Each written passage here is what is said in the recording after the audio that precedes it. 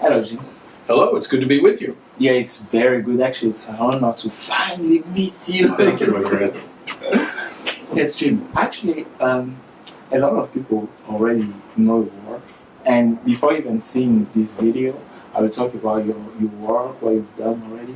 But we don't just want someone else to define who you are and what you have done.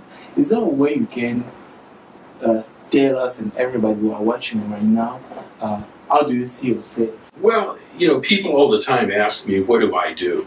Yes. And as you grow in business and in life, it's not as easy to define that as it used to be. Yes. But I do 5 things. Mm-hmm. I do television, Mm-hmm. I do books, I do movies, I do speeches, and I do my syndicated weekly newspaper columns. And those are the things I do. But I see it as one thing because I'm in the message business. And I deliver a message to people around the world. And whether it's the messages in TV or movies or books or speeches or my columns, it's a message. And those are just different ways to deliver the message. And I always visualize it myself, even though I'm a blind person. I visualize a pyramid that has 4 sides and a point on the top. And the point is whatever I'm doing at that moment. And so it's the one of the 5 that's on top. It's what I'm doing right now. But it needs to support and be supported by the other 4 things. So if I'm writing one of my newspaper columns, I want to deliver my message, but I may talk about one of my books or one of my movies. And if I'm promoting a movie, I may want to be talking about my regular column or a speech I'm giving. I may want to talk about my next movie. So everything supports everything. So I look at it as I do one thing. And, those people who have children will realize if you're a parent, that's what you do. You're a parent, but that means you do a lot of things. So you're cooking, you're cleaning, you're taking the kids to the practice, you're doing all these things. So that's kind of the way I look at what I do. Wow, that's fantastic. Because nowadays people try to only focus on one thing, Right. And maybe when they have love for different other things, but because they've been told again and again you need to focus on one thing, they give the other loves, if you can call it that way. Well, yeah, and people they confuse their method with their mission. And my mission is to get my message out there and to share my message with people who want to be more successful or do more things in life. That's my mission. My method is, am I writing a book about it, or am I writing a column or making a movie? And those things change over time. So you need to be totally married to your mission, but totally flexible on the method. How are you going to get there? Wow. But Jim, what's actually, for those if you can just come from yourself, it would be great. What's actually the core of your message? Well, my message is a message of hope and success, and it came out of my own losing my sight and having to depend on my attitude for my success and grow my business. But my message is you change your life when you change your mind.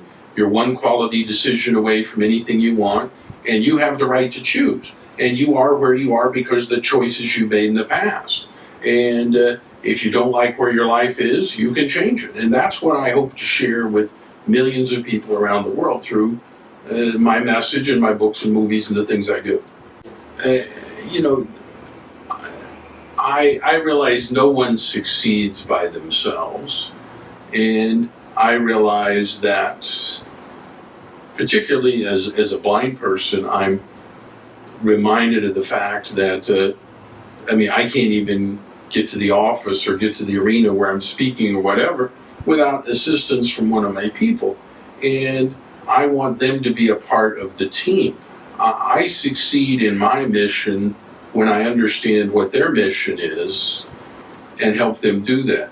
A quick example, just down the one hall here on the one floor in our building, the lady who brought you in today, Kelly, is our marketing director.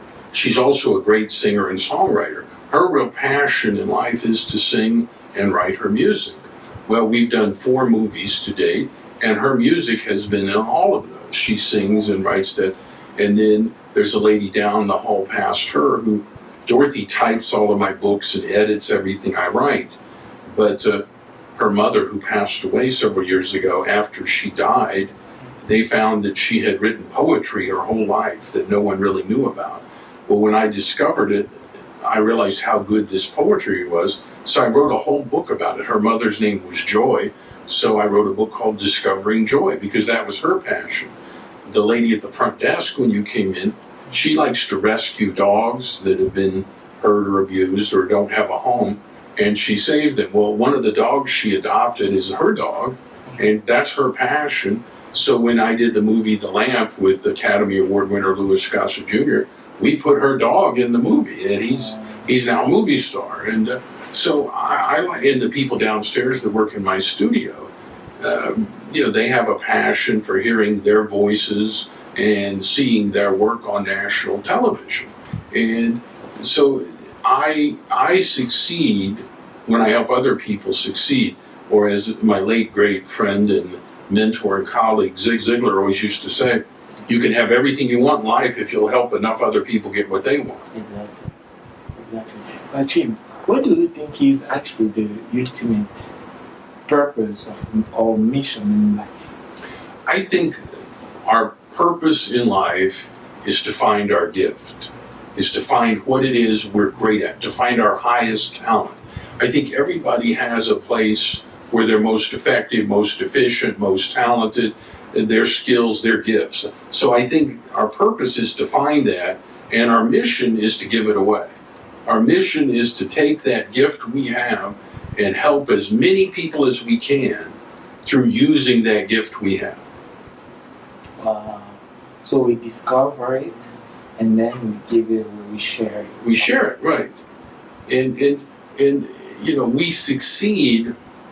The whole world is hoping for a great idea. And they trip over one about 3 times a week. The only thing you got to do to have a great idea is go through your daily routine, wait for something bad to happen, and ask yourself, how could I have avoided that? The answer to that question is a great idea. And the only thing you have to do to have a great business is ask one more question. How could I help other people avoid that problem? The world will give you fame and fortune and everything you ever wanted if you'll just care about them and help them solve their problems. People who worry about money and success never have any. If you'll worry about other people and helping them solve their problems, you'll have all the success you can imagine. Talking about success, Jim, how do you define success? How do you see it?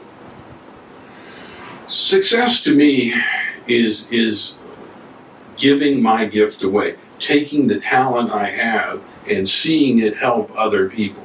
Now, certainly money, certainly security, certainly to be charitable and give my money away and do things like we do with scholarships and buildings at the university and all the things we do. That's important to me. But really, that's a result of finding my gift and giving it away. That's where the success came from. So, it's a long time ago I quit working for money. I mean, I'm not going to live any better if I make more money next year than I did this year. I equate everything now to how many scholarships do we have, or what's our next building project at a school or university or whatever we're doing. How many blind kids do we help through narrative television to go to school and get their lessons and their degrees? How many people read my books? And that's what really matters to me at this point. So in other words, you basically focusing on sharing, on contributing, on adding value, on helping people. Mm-hmm. That's the main focus right now. Absolutely. And, when you look at anybody's wealth or success, that's what you see. That's the result. The seed they planted was helping others or providing service or values, creating value in the lives of other people. You got to create value. Nobody makes money. The only people that make money work at a mint where they print the money. Everybody else, we have to earn money. And the way we earn money is we create value in the lives of others. When Bill Gates creates a piece of software. It's got to create however much he sells it for. It's got to create that much value in the lives of other people, or they won't buy it. When Steve Jobs made the Apple phone and the iPhone, it's got to be worth those hundreds of dollars that people pay for them, or they won't buy it. So, it's not a matter of what can I get people to pay. It's can I create enough value for people that they will gladly give me that for what I do. Yes. After watching the Ultimate Gift, we found a lot of interesting lessons. Mm-hmm. How did they come to you? Do you just imagine it? What was the source of inspiration? I wish I had a better answer for you, but I'll tell you what happened. I had written 7 books before The Ultimate Gift. I've written 30 books now. Wow. But I'd written 7 books, and they were all business books. They were how to do this, or success secrets of that. Or, I'd written a biography, The Way I See the World, and I'd written a book with Steve Forbes and Donald Trump, Great American Success Stories. And I really felt like I had said everything I wanted to say there in writing those kind of books. And the publishers kept wanting more books. They kept calling and wanting more books. And I'd written everything I knew and a few things I only kind of suspected. So I thought, if I'm going to write another book, I better make up a story. And I thought, I will tell a story that will share the messages I want to say. And I'd never written a novel. And the first day I came in to write The Ultimate Gift, I didn't have any idea what it was really going to be about. I didn't know that there were going to be 12 gifts. I didn't know what the lessons were going to be. I just started with a story. I didn't know what it was. When I first came in that first day and I told Dorothy I'm going to dictate a novel, the only thing I had in my mind was the first line of that book. It says, it was my 80th year of life on earth and my 53rd year in the practice of the law that I was to undertake an odyssey that would change my existence forever. Well, that was the first line of the book, and I had Dorothy read it back to me, and I thought, that sounds good. I wonder who said that, what's he talking about? And I made up a story, and I wrote the gifts one at a time. I didn't know what the next one was going to be till I got there, and I started with work because I had this rich, spoiled kid who'd never done anything in his life, and when I was a kid, I wasn't rich and spoiled, but I had to work hard. I remember one summer I had to build a fence when I was a kid, and I thought, I'm going to make him go build a fence. So that's what I did. And then once he did that, I said, okay, he would probably earn some money for doing that, so he needs to learn about money like real people do. And we did that, and then we kind of grew from there. Wow. But that was, I watched the movie again. I watched, I think, 4 times total. And I have a question, Jim. What's the most interesting fact, or what's the most interesting fact you learned about life up until now? Oh, that is a great thing. I think